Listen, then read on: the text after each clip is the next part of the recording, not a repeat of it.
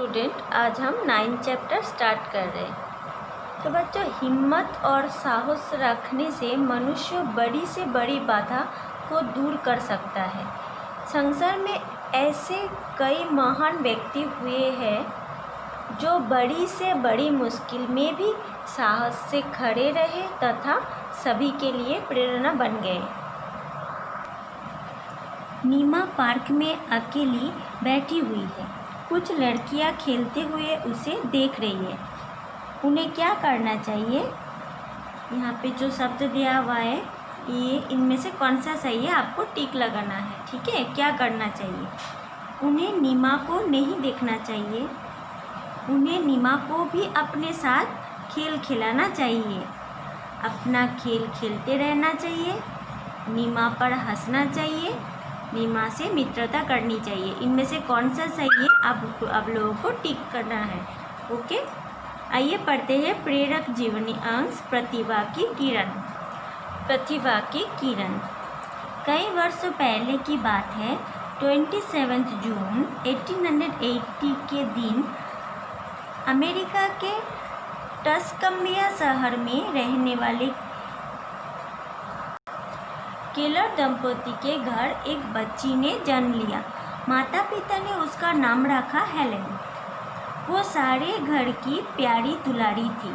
6 महीने की उम्र में ही उसने धीरे धीरे बोलना शुरू कर दिया था। फरवरी 1882 में जब हेलेन 1.25 साल की थी, तब वो बीमार पड़ गई। उसे तेज बुखार आया था। डॉक्टरों ने बताया कि उसे दिमागी बुखार हुआ है। इस बुखार ने उसके पेट और दिमाग को बुरी तरह प्रभावित किया। बुखार होने के कुछ दिनों के दौरान ही हेलेन की माँ ने ध्यान दिया कि हेलेन को पुकारने या उसके चेहरे के आगे हाथ हिलाने पर वो कोई उत्तर नहीं देती। इस बीमारी ने हेलेन को दृष्टिहीन और बधिर बना दिया था। सुन और देख ना पाने की स्थिति में बोलने की शक्ति भी कम हो गई। अपनी बेटी की ये हालत देख माता पिता पर तो जैसे पहाड़ ही टूट पड़ा। उन्होंने खुद को भी संभाला और हेलेन को भी एक मजबूत आधार प्रदान किया। हेलेन के जीवन में उसकी माँ उसकी सबसे बड़ी ताकत थी। माँ के प्यार ने हेलेन के जीवन में एक नई रोशनी बिखेर दी। हेलेन हमेशा माँ के आसपास ही रहती थी।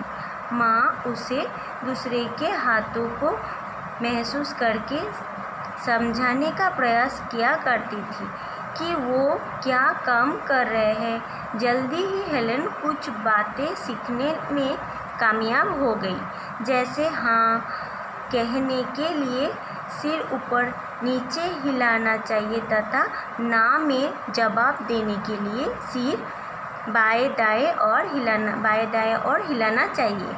किसी को बुलाने के लिए उसे अपनी ओर खींचना तथा जाने का संकेत देने के लिए उसे धक्का देना आदि।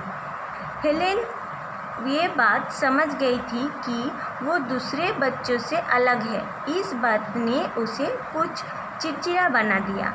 माता पिता ने महसूस किया कि अब हेलेन को किसी स्कूल या शिक्षक की आवश्यकता है जो न केवल उसे पढ़ना लिखना सिखाए बल्कि उसे जीवन की बाधाओं से लड़ने के लिए भी तैयार करे।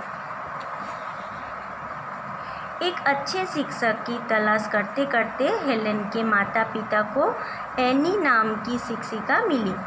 एनी स्वयं कमज़ोर दृष्टि का शिकार रह चुकी थी, इसलिए नेत्रहीन बच्चों की समस्याओं से वो भलीभांति परिचित थी। पर हेलेन का मुख बधिर भी होना उनके लिए किसी चुनौती से कम न था। वो बहुत उत्साही और एक प्रेरक शिक्षिका थी।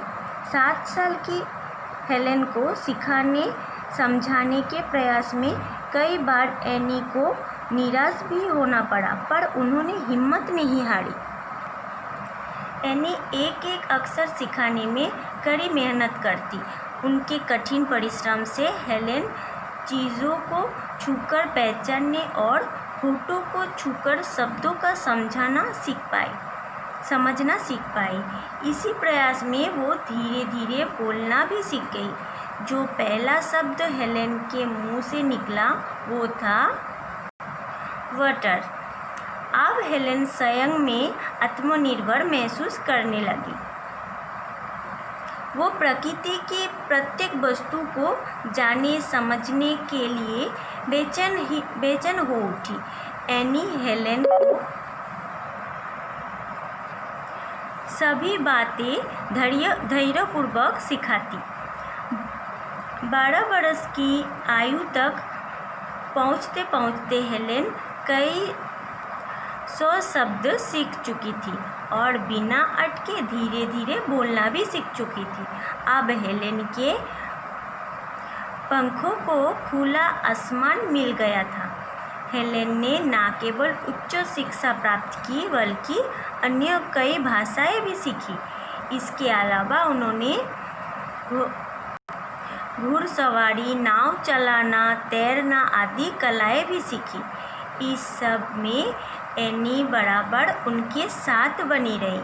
हेलेन ने अपने जीवन में आने वाली हर बाधा, हर चुनौती का डटकर सामना किया और उसे पराजित भी किया। हेलेन अब बड़ी हो गई थी। उसकी अद्भुत प्रतिभा चारों ओर फैल गई। वो सबकी प्रेरणा बन गई थी। उन्होंने ब्रेल लिपि में कई पुस्तकें लिखी। मेरे जीवन की कहानी पुस्तक विश्व में लाखों लोगों के लिए प्रेरणा बनी। अब तक हेलेन केलर के रूप में प्रसिद्ध हो चुकी थी। उन्होंने एक लेखिका और समाज सेविका के रूप में विश्व के लाखों नेत्रहीन लोगों को जीवन के प्रति आशा बनाए रखना सिखाया और निराशा के अंधकार को अपनी प्रतिभा के प्रकाश से दूर करने का मार्ग दिखाया। तो बच्चों, ये स्टोरी का शब्दार्थ जो है आप लोगों को अपने नोटबुक में कॉपी करना है। और ये स्टोरी से हमें ये सीख मिलती है जे परिस्थिति कैसा भी हो हमें हार नहीं मानना चाहिए, हमें अपना लक्ष्य प्राप्त करना चाहिए। ओके बच्चों, आज तक के लिए इतना ही। Thank you.